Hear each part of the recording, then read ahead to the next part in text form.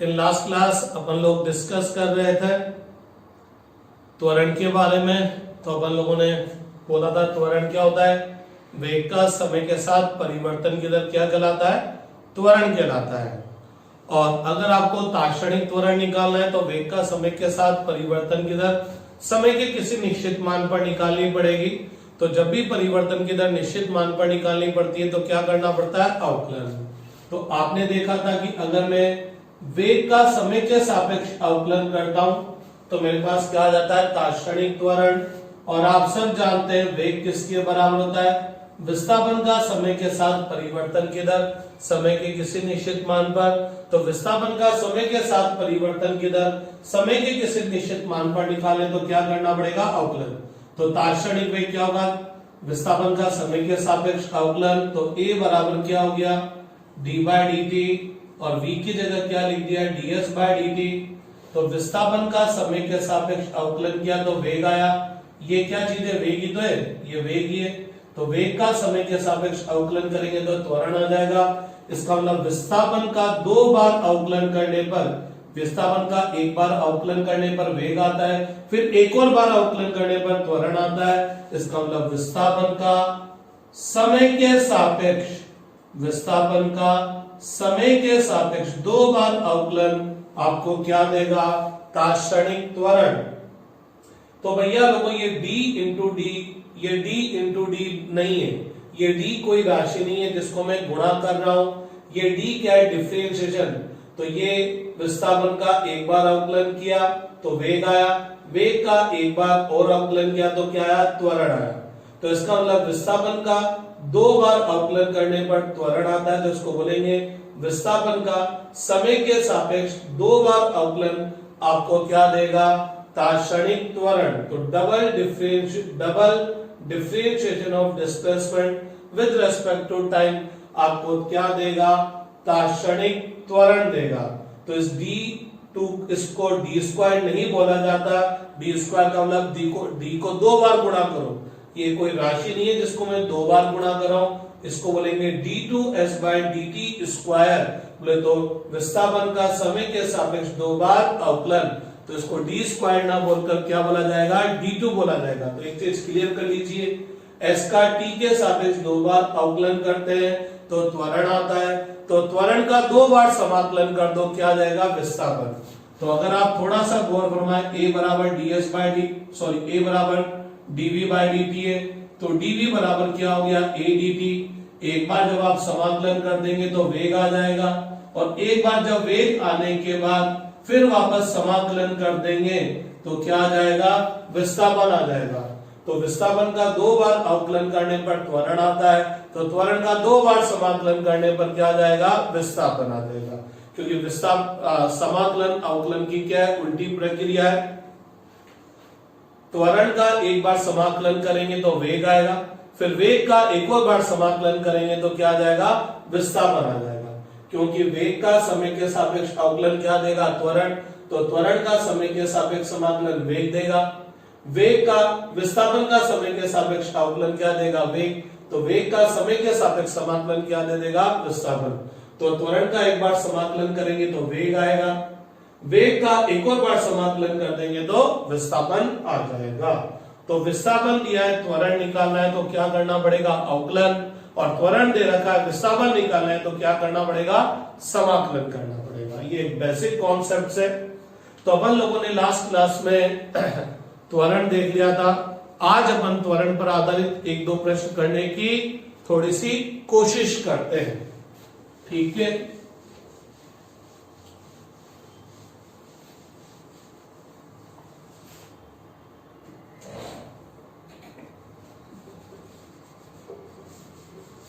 तो चलिए एक प्रश्न करते हैं।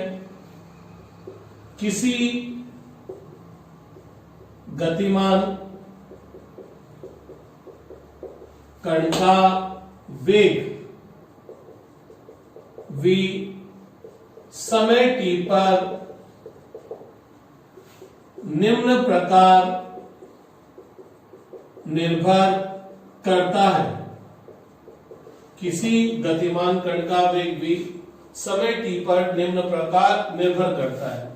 v equal to T square plus 5t plus 10। पहला क्वेश्चन है, कण द्वारा प्रथम 5 सेकंड में तय किया गया विस्थापन बताइए। कण द्वारा प्रथम 5 सेकंड में तय किया गया विस्थापन बताना है। इसको चलो थोड़ा सिंपल कर देता हूं। v इक्वल टू क्या है, T square. v equal to केवल टी स्क्वायर है, तो कण द्वारा प्रथम 5 सेकंड में तय किया गया विस्थापन बताना है। दूसरा प्रश्न है, 5 सेकंड से 10 सेकंड में कण में उत्पन्न औसत त्वरण बताना है। और तीसरा प्रश्न है, 7वें सेकंड पर कण में उत्पन्न त्वरण बताना है। तो ये इस प्रश्न के अंदर आपको ये 3 प्रश्न करना है। तो देखिएगा, आपको दे रखा है वेग और समय में संबंध, v बराबर क्या दे रखा है, टी स्क्वायर। अब आपको बोला गया प्रथम 5 सेकंड में तय किया गया विस्थापन बताना है। तो दिमाग में आना चाहिए कि यार वेग समय के मध्य में कोई संबंध दे रखा है और विस्थापन निकालना है। तो मेरे को याद आता है कि विस्थापन, वेग क्या होता है, विस्थापन का समय के सापेक्ष अवकलन। विस्थापन का अवकलन करने पर वेग आता है, तो वेग का समय के सापेक्ष समाकलन कर दो तो क्या आ जाएगा, विस्थापन। तो जब अपन इस फर्स्ट क्वेश्चन को करेंगे, तो अपन को पता है v इक्वल टू क्या होता है, ds बाय dt। इस क्वेश्चन में मैं आपको समाकलन अवकलन दोनों के उपयोग बता रहा हूं। v इक्वल टू क्या होता है, ds बाय dt। लेकिन आपको s और t में संबंध नहीं दे रखा और v नहीं पूछ रहा, v दे रखा और s पूछ रखा है। तो ds इक्वल टू क्या हो गया, v dt। समाकलन कर दे दोनों तरफ, तो ये मैंने समाकलन कर दिया दोनों तरफ। माना कि समाकलन कर दिया दोनों तरफ। इधर समाकलन किसके सापेक्ष हो रहा है, t के सापेक्ष। इधर समाकलन किसके सापेक्ष हो रहा है, s के सापेक्ष। यहां केवल क्या लिखा हुआ है, ds, यहां केवल ds लिखा हुआ है। बोले तो ds का समाकलन करना है, तो ds का समाकलन तो s हो जाएगा। अब इधर v का t के सापेक्ष समाकलन करना है, तो v को किसके रूप में लिखना पड़ेगा, t के रूप में। तो क्या v और t में संबंध दे रखा है, हाँ दे रखा है, ये रहा। तो ये क्या हो गया, टी स्क्वायर dt हो गया। अब यहाँ समाकलन t के सापेक्ष करें तो लिमिट्स में t की लगेगी। तो अपन को विस्थापन कौन से समय के दौरान बताना है, प्रथम 5 सेकंड। प्रथम 5 सेकंड का मतलब जब आपने टाइम काउंट करना स्टार्ट किया था, तो जब टाइम काउंट करना स्टार्ट किया था तो समय कितना था, 0 सेकंड था। और टाइम काउंट करते करते कितना टाइम हो गया, 5 सेकंड। तो समय का मान कहां से कहां तक बदल रहा है, 0 से लेकर 5 सेकंड तक। टी स्क्वायर का t के सापेक्ष समाकलन क्या होगा, t की घात 2 प्लस 1 अपॉन 2 प्लस 1, 0 से लेकर 5 तक। आपको याद आता होगा x की घात n का x के सापेक्ष समाकलन, x की घात n plus 1 upon n plus 1। तो t की घात n का t के सापेक्ष समाकलन, t की घात n plus 1 upon n plus 1, यहाँ n का मान कितना है, 2। तो ये क्या बन जाएगा, t की घात 3 अपॉन 3, 0 से लेकर 5 तक। अब आपको इसको सोल्व करना है, तो आपको फलन का क्या करना पड़ेगा, उच्चतम सीमा पर मान निकालना पड़ेगा। इस फलन का उच्चतम सीमा पर मान निकालने के लिए t की जगह में क्या लिख दूंगा, 3। तो t क्यूब t की घात 3 बटा 3 है, तो t का मान कितना है, 5। तो 5 की घात 3 बटा 3। तो ये इस फलन का उच्चतम सीमा पर मान आ गया, माइनस इसी फलन का निम्नतम सीमा पर मान। तो निम्नतम सीमा पर मान निकालने के लिए t की जगह क्या लिख दूंगा, 0 लिख दूंगा। इसको सोल्व कर लेंगे। प्रथम 5 सेकंड में तय किया गया विस्थापन आपको प्राप्त हो जाएगा। अब दूसरा प्रश्न करते हैं। दूसरे प्रश्न में आपको क्या बताना है, त्वरण बताना है। त्वरण बताना है और वो भी क्या बताना है, 5 सेकंड से लेकर 10 सेकंड में त्वरण बताना है, अर्थात समय के एक अंतराल में त्वरण बताना है। तो कौन सा त्वरण बताना है, औसत त्वरण। तो औसत त्वरण क्या होगा, वेग में परिवर्तन बटा वेग परिवर्तन में लगा समय, v2 माइनस v1 बटा t2 माइनस t1। तो मेरे को क्या करना है, 5 सेकंड से लेकर 10 सेकंड के मध्य का औसत त्वरण बताना है। तो मैं ये देख लो 5 सेकंड से लेकर 10 सेकंड के अंदर वेग में कितने का परिवर्तन हुआ। तो मैं क्या कर लूं, 5वें सेकंड पर वेग निकालूं, 10वें सेकंड पर वेग निकालूं, वेग घटा दूंगा तो मेरे को पता लग जाएगा 5 से लेकर 10 तक में वेग में कितना परिवर्तन हुआ, उसमें समय अंतराल का भाग दे दूंगा। तो चूंकि v बराबर क्या है, टी स्क्वायर है, तो मैं क्या करूं, 5 सेकंड के में 5वें सेकंड पर वेग कितना था, तो t बराबर 5 लिख दूं, तो ये 5वें सेकंड पर वेग आ जाएगा 25 मीटर पर सेकंड स्क्वायर। 10 सेकंड पर वेग निकाल लूं तो t बराबर 10 यहां रख दूं, तो वेग आ गया 100 मीटर पर सेकंड स्क्वायर। इसका मतलब जब समय 5 सेकंड था तो वेग कितना था 25, और जब समय 10 सेकंड था तो वेग कितना था 100 था। तो इसका मतलब 5 से लेकर 10 सेकंड में वेग 25 से लेकर 100 हो गया, तो वेग में परिवर्तन कितना हुआ, 100 minus 25 v2 minus v1 upon t2 minus t1, तो 75/5, 10 में से 5 घटेगा 5 आएगा, तो ये कितना आ गया 25 मीटर पर सेकेंड स्क्वायर। फिर मेरे को क्या बताना है, त्वरण बताना है, लेकिन अब की बार मेरे को क्या बताना है, 7वें सेकंड पर, अर्थात अब मेरे को त्वरण समय के एक अंतराल पर त्वरण नहीं बताना, समय के किसी निश्चित मान पर बताना है। तो जब मेरे को त्वरण समय के किसी निश्चित मान पर निकालना है तो मेरे को कौन सा त्वरण निकालना पड़ेगा, तात्क्षणिक त्वरण। और जब मेरे को तात्क्षणिक त्वरण निकालना है तो मेरे को तात्क्षणिक त्वरण कैसे आएगा, वेग का समय के सापेक्ष अवकलन। ये वेग का समय के सापेक्ष अवकलन कैसे आया, ये आया औसत त्वरण वेग का समय के साथ परिवर्तन की दर समय के एक अंतराल में। लेकिन जब आपको किसी निश्चित समय पर यहाँ 7 सेकंड से लेकर 10 सेकंड नहीं बोला, 7 सेकंड से लेकर 8 सेकंड नहीं बोला, पर्टिकुलर 7वें सेकंड पर बोला है, तो अगर आपको समय के एक निश्चित मान पर, समय के एक निश्चित मान पर आपको त्वरण निकालना है तो वेग का समय के साथ परिवर्तन की दर समय के एक निश्चित मान पर निकालनी पड़ेगी। तो वेग का समय के साथ परिवर्तन की दर समय के एक निश्चित मान पर निकालने वाला आपको वेग का समय के सापेक्ष अवकलन करना पड़ेगा। तो यहाँ आपको अब क्लियर हो जाना चाहिए कि कब परिवर्तन की दर del v by del T आएगी और कब परिवर्तन की दर dv बाई dt आएगी। मीन्स कब आपको अवकलन करना है और कब आपको सिंपल परिवर्तन की दर निकालनी है। ये भी परिवर्तन की दर देता है, ये भी परिवर्तन की दर देता है, लेकिन ये देगा एक अंतराल में और ये देगा किसी निश्चित मान पर। तो ये क्लियर हो जाना चाहिए कि मेरे को कब अवकलन करना है। अब v का t के सापेक्ष मेरे को अवकलन करना है, तो v को किसके रूप में लिखना पड़ेगा, t के रूप में लिखना पड़ेगा।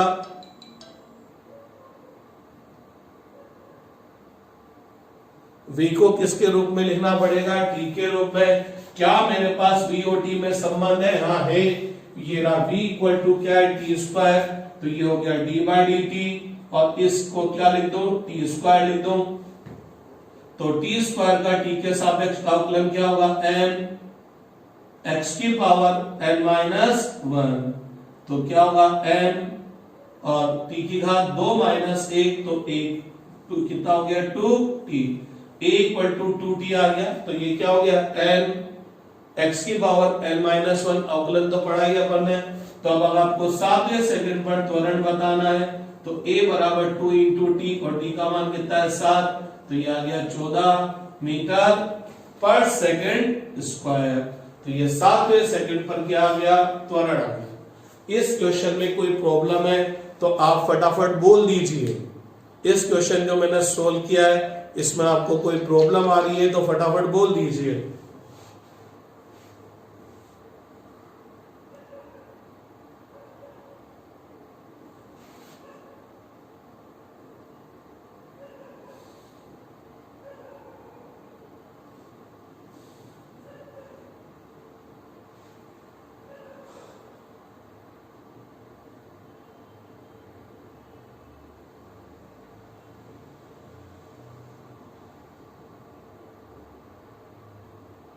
अभी भी वीडियो क्लियर नहीं आ रहा क्या? जो भी प्रॉब्लम हो वो मुंह से बोल दो, मेरे को समझ नहीं आएगा क्या प्रॉब्लम है, आप बोल दीजिए मुंह से।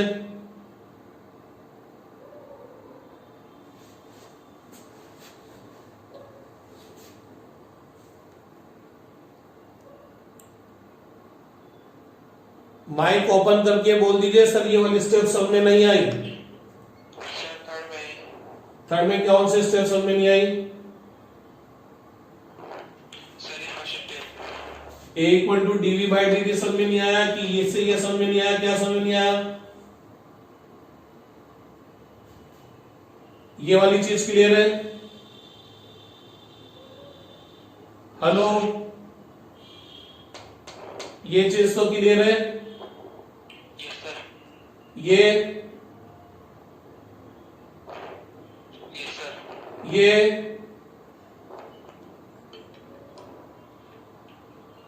इससे ये कैसे आया? समझ में आया कि नहीं आया?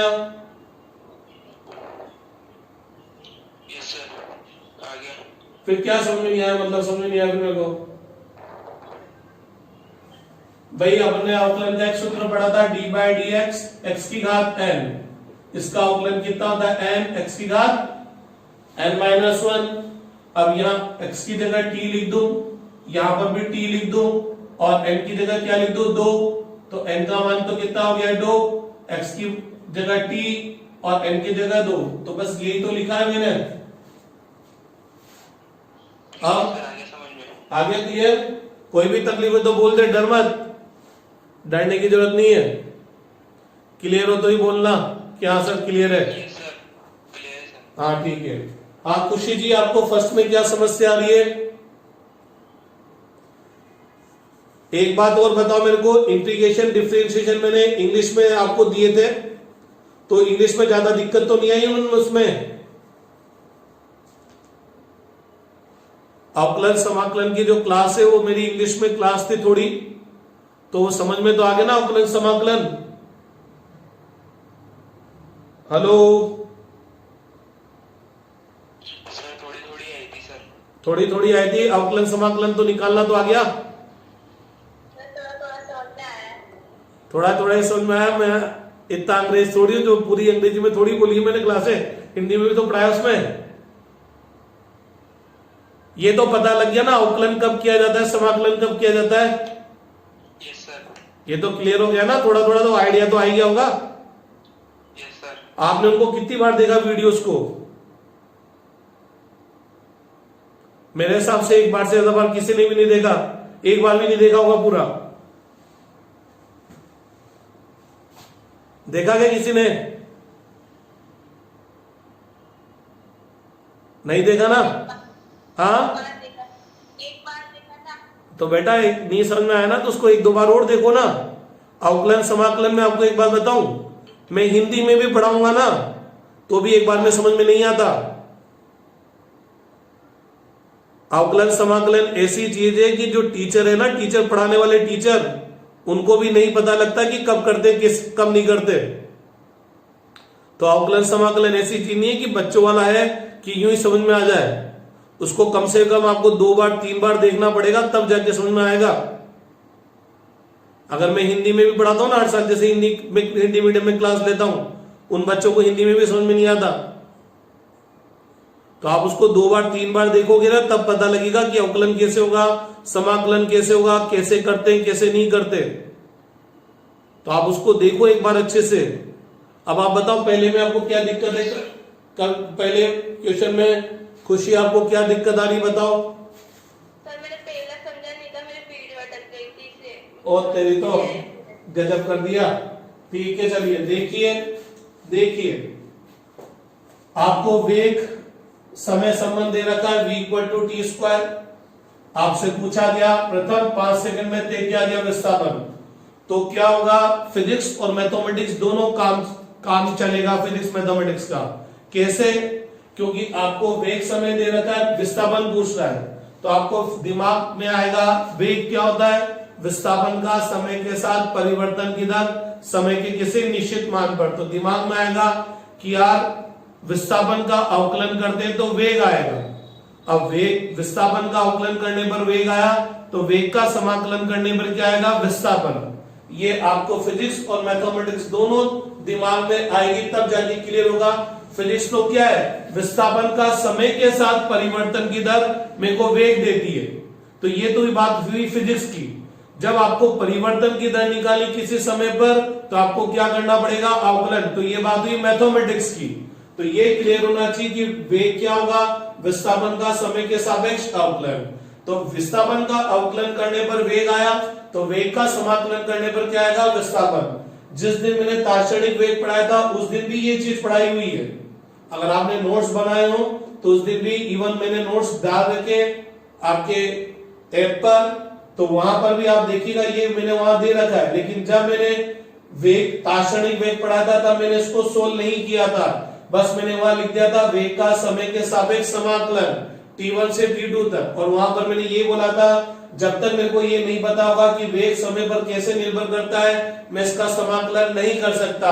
लेकिन आज मैं क्वेश्चन कर रहा हूं और मेरे को पता है कि वेग समय पर कैसे निर्भर कर रहा है, v equal to T square है। तो v equal to ds by dt, तो ds equal to v dt, दोनों तरफ समाकलन किया, ds का समाकलन तो ऐसा आ गया, v का t के सापेक्ष समाकलन करना है, तो क्या मेरे पास v और t में संबंध है, हाँ है, ये रहा t स्क्वायर। तो v की जगह क्या लिख दिया, t स्क्वायर का t के सापेक्ष समाकलन x की घात n+1 अपॉन n+1। अब ये सूत्र आपको वहां से याद करने पड़ेंगे, अब इसमें मैं कुछ भी नहीं कर सकता। और एक बात बताऊं, मैं हिंदी में पढ़ाऊं चाहे इंग्लिश में पढ़ाऊं, तो मैं बोलूंगा x की पावर n का x के सापेक्ष समाकलन, समाकलन की जगह बस मैं इंग्लिश में इंटीग्रेशन बोलूंगा, n+1 अपॉन n+1। तो हिंदी में पढ़ाओ चाहे इंग्लिश में पढ़ाओ, इन फॉर्मूले में कोई फर्क नहीं पड़ता है। तो t की घात 2+1 अपॉन 2+1 और लिमिट्स लग जाएगी 0 से लेकर 5 तक, तो ये हो गया t की घात 3 अपॉन 3। अब आपको इसको सोल्व करना है, तो ये फलन आया, नया फलन फंक्शन। अब इस फलन का मान निकालना है उच्चतम सीमा पर, तो फलन का उच्चतम सीमा पर मान निकालने के लिए t की जगह क्या लिख देंगे, 5। तो ये फलन का उच्चतम सीमा पर मान आ गया, माइनस इसी फलन का निम्नतम सीमा पर मान, t की जगह क्या लिख देंगे, 0। तो ये फलन का निम्नतम सीमा पर मान आ गया। लेकिन आप अवकलन समाकलन के वीडियोस वापस देखो, नहीं तो आप न्यूमेरिकल सोल्व नहीं कर पाओगे। मैं जानबूझ के ही न्यूमेरिकल कराया, मैं चाहता तो न्यूमेरिकल नहीं कराता और आपको आगे पढ़ा देता, आप मस्त हो जाते, हाँ सब समझ में आ रहा है। लेकिन मैंने न्यूमेरिकल कराया इसलिए ताकि आप समाकलन अवकलन वापस एक बार ढंग से पढ़े, क्योंकि मेरे को पता है आपने वो ढंग से नहीं पढ़े। आप उनको देखिए, वापस देखिए। अब आपको चूंकि मैंने गति में भी आपको थोड़ा अवकलन समाकलन के बारे में आइडिया दे दिया है, अब आप उनको वापस देखोगे तो आपको वो चीज क्लियर हो जाएगी। और जैसे मेरे को टाइम मिलेगा मैं 1-2 क्लास हिंदी में अवकलन समाकलन की भी पूरी पढ़ा दूंगा। वैसे मैं अंग्रेज हूं नहीं कि जो सारी बातें इंग्लिश में बोलूं, अपन इंडियन ही है, आधी इंग्लिश में बोलते हैं आधी हिंदी में बोलते हैं। तो और आप भी 10 पास करके आ चुके हैं, तो इंग्लिश तो आपको भी आती है। तो बस आप उनको देखेंगे 1 बार 2 बार तो आपको वो बात समझ में आ जाएगी, उसमें कोई प्रॉब्लम वाली बात नहीं है, ठीक है।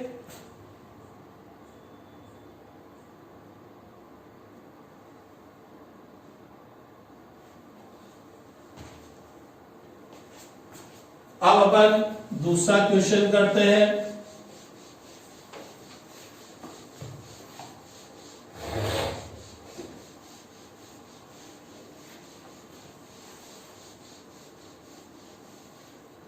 अब अपन दूसरा क्वेश्चन करते हैं। एक कण सीधी सरल रेखा में गति कर रहा है।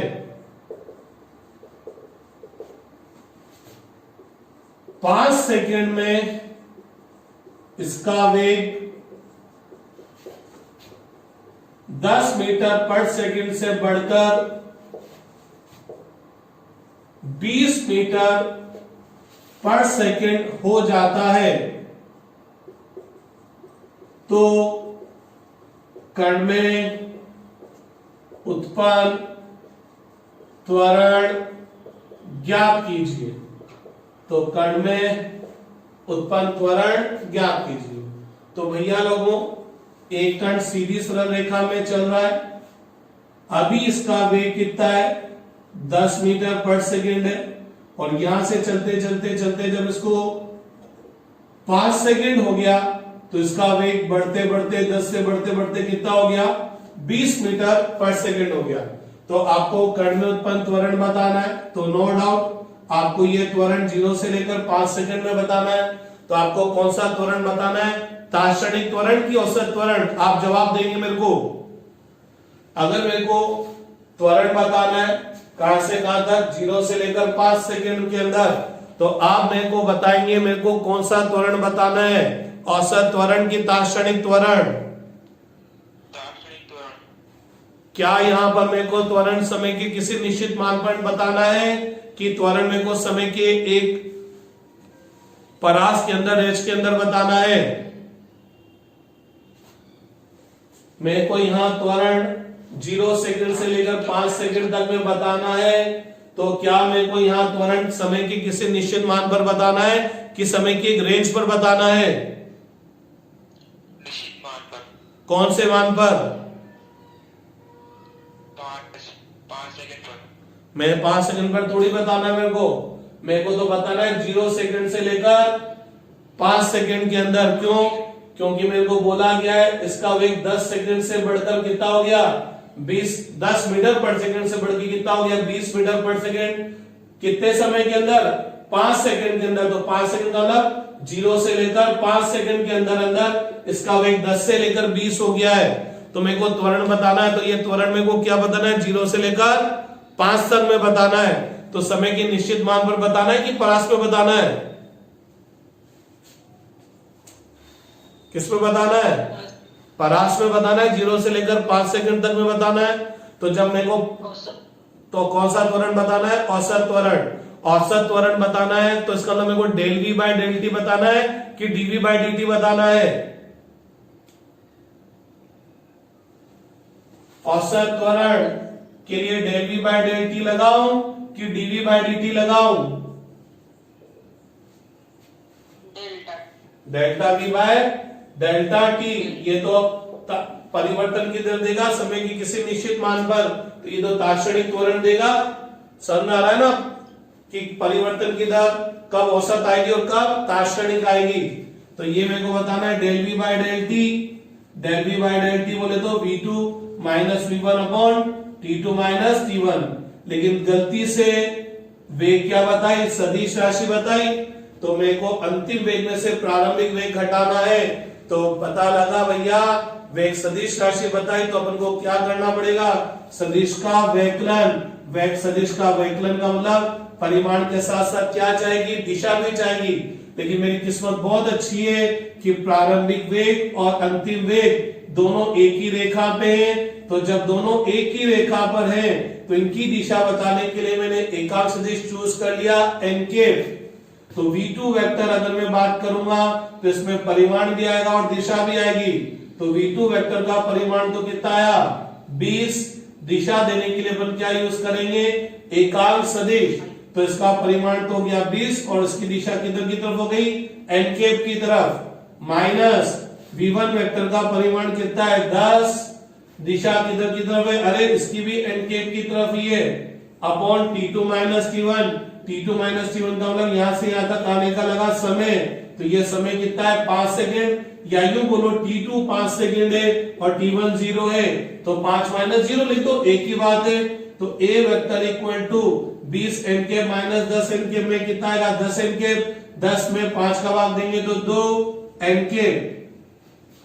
ये क्वेश्चन कराना कोई बड़ी बात नहीं है, बहुत छोटा सा क्वेश्चन था। और आप सब बोल सकते हैं कि त्वरण कितना आएगा, 2 मीटर पर सेकंड स्क्वायर आएगा। ये 9th क्लास में भी आपने निकाला हुआ है। लेकिन इस क्वेश्चन को कराने का मकसद मेरा डायरेक्शन से ए वेक्टर की डायरेक्शन किधर की तरफ आई, एन केप की तरफ आई। तो भैया लोगों आपने एक बात देखा कि जब कण सीधी सरल रेखा में चल रहा है, सीधी सरल रेखा में चल रहा है और अगर उसका वेग का परिमाण बढ़ रहा है, तो त्वरण की दिशा किधर की तरफ आई, एन केप की तरफ, अर्थात वेग की ही दिशा में आई। ठीक है, अब ये का यही प्रश्न करते हैं, ये का यही प्रश्न करते हैं। बस अब की बार क्या करते हैं, बोलते हैं कि इसका वेग 20 मीटर पर सेकंड से घटकर क्या हो गया, 10 मीटर पर सेकंड हो गया। अगेन कण सीधी सरल रेखा में चल रहा है, लेकिन इसका वेग 20 मीटर पर सेकंड से घट के कितना हो गया, 10 मीटर पर सेकंड हो गया। तो शुरुआत का वेग तो 20 मीटर पर सेकंड है और अब वेग कितना रह गया भैया, 10 मीटर पर सेकंड रह गया। तो यहां से यहां तक आने का टाइम कितना है, वही 5 सेकंड है। आपको त्वरण बताना है, तो प्रथम 5 सेकंड के अंदर त्वरण बताना है। तो कौन सा त्वरण बताना है, औसत त्वरण क्या होगा, वेग में परिवर्तन बटा समय अंतराल delta V by delta T. तो v2 क्या है, अरे वेग सदिश राशि बताई, वेग सदिश राशि बताई, परिमाण के साथ साथ क्या आएगी, दिशा भी। तो माना इस दिशा में एकांक सदिश क्या ले लिया, n के। तो v2 वेक्टर का परिमाण तो हो गया 10, दिशा n के। v1 वेक्टर का परिमाण हो गया 20, दिशा n के, अपॉन समय अंतराल 5।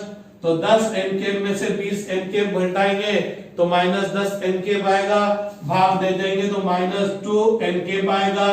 तो त्वरण का परिमाण तो 2 मीटर पर सेकंड स्क्वायर आया, लेकिन त्वरण की दिशा इस n के क्या है, अपोजिट। इसका मतलब त्वरण किस दिशा में आएगा, इधर। n किस दिशा में लिया मैंने, वेग की दिशा में लिया। तो पता लगा अगर कण सीधी सरल रेखा में गति कर रहा है और उसका वेग का परिमाण घट रहा है तो त्वरण की दिशा वेग की दिशा के विपरीत होगी। तो इन दोनों प्रश्न से क्या मतलब निकला कि जब कण सीधी सरल रेखा में चल रहा है, तो एक बात है कि जब कण सीधी सरल रेखा में चल रहा है ना भैया, तो वेग की दिशा तो नहीं बदलेगी, वेग की दिशा तो नहीं बदलेगी, लेकिन वेग का परिमाण बदल सकता है, वेग का परिमाण बदल सकता है। तो अगर त्वरण की दिशा वेग की दिशा में, तो वेग के परिमाण में वृद्धि होगी। त्वरण की दिशा वेग की दिशा में, तो वेग के परिमाण में वृद्धि होगी। और जब त्वरण की दिशा वेग की दिशा के विपरीत है, त्वरण की दिशा वेग की दिशा के विपरीत है, तो परिमाण में क्या होगी, कमी। इससे भी मेन इंपॉर्टेंट बात क्या है कि जब त्वरण सीधी सरल रेखा में चल रहा है तो सीधी सरल रेखा में गति करे कण के वेग की दिशा तो नहीं बदलेगी, केवल वेग का परिमाण बदलेगा। तो जब कण सीधी सरल रेखा में गति करेगा तो त्वरण या तो वेग की दिशा में होगा या वेग के विपरीत दिशा में होगा।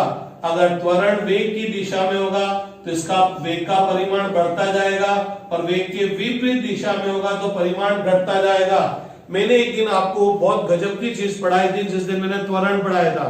उस दिन मैंने आपको बोला था कि त्वरण किसके कारण उत्पन्न होता है, बल के कारण। जब तक बल नहीं लगेगा उसका वेग नियत रहेगा, क्योंकि न्यूटन बोल के चला गया कई सालों पहले कि अगर कोई वस्तु रुकी है तो रुकी रहना चाहती है, और अगर वो किसी वेग से गति कर रही है तो उसे उसी वेग से गति करते रहना चाहती है जब तक कि उस पर कोई बल कार्य न करे, अर्थात बल नहीं लगेगा तो वेग बदलेगा नहीं। अर्थात वेग बदलने के लिए क्या लगाना पड़ेगा, बल लगाना पड़ेगा।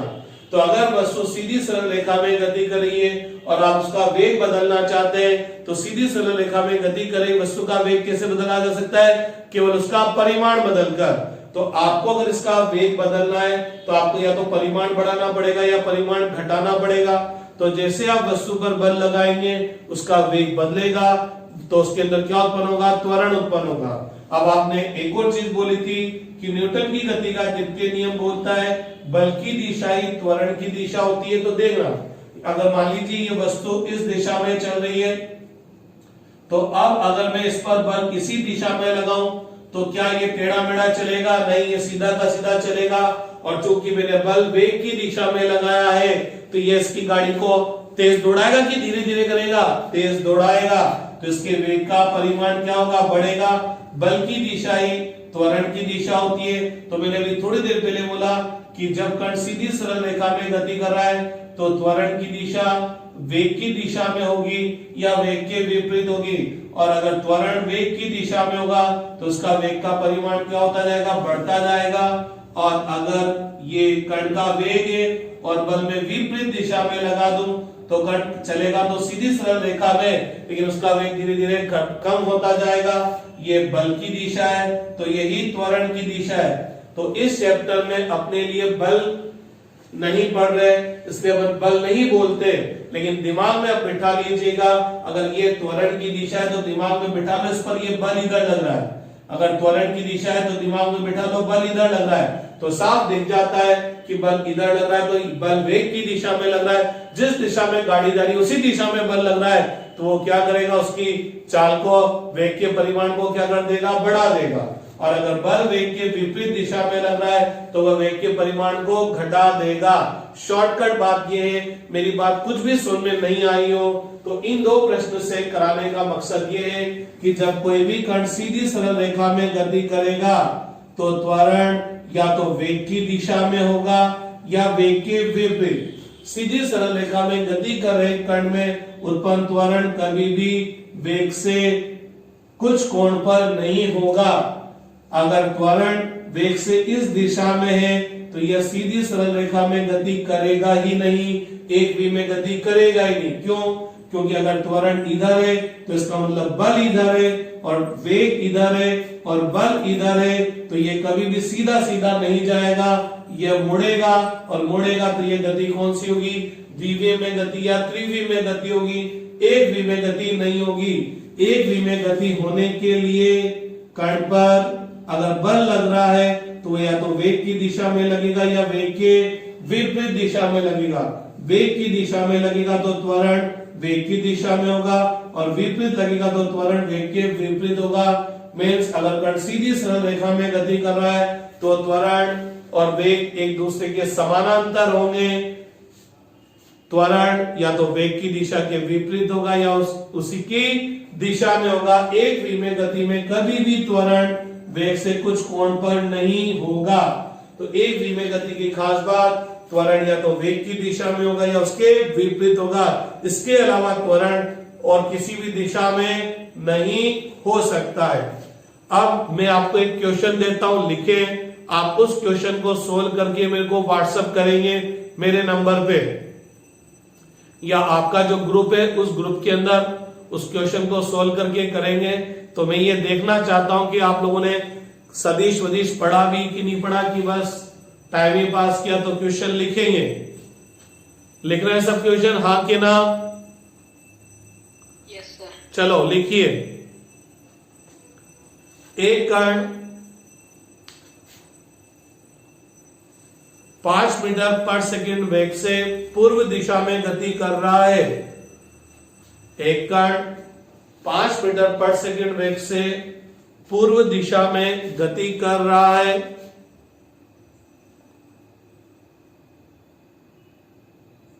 दस सेकंड पश्चात यही कण 10 सेकंड पश्चात यही कण 5 मीटर पर सेकंड वेग से 5 मीटर पर सेकंड वेग से उत्तर दिशा में 5 मीटर पर सेकंड वेग से उत्तर दिशा में गति करने लग जाता है। 5 मीटर पर सेकंड वेग से उत्तर दिशा में गति करने लग जाता है। कण में उत्पन्न औसत त्वरण ज्ञात कीजिए। कण में उत्पन्न औसत त्वरण ज्ञात कीजिए। तो मैं फिर बोल रहा हूं, रिपीट कर रहा हूं। एक कण 5 मीटर पर सेकंड वेग से पूर्व दिशा में गति कर रहा है। 10 सेकंड पश्चात यही कण 5 मीटर पर सेकंड वेग से उत्तर दिशा में गति करने लगता है। कण में उत्पन्न औसत त्वरण ज्ञात कीजिए। तो आप इस क्वेश्चन को सोल्व करके मेरे को व्हाट्सएप करेंगे। चर्चित साहब, धर्मराज साहब, खुशी जी, नरेंद्र जी, पीयूष, सागर, विजय, विवेक। ये पीयूष साहब तो मेरे को आज पहली बार दिखे हैं।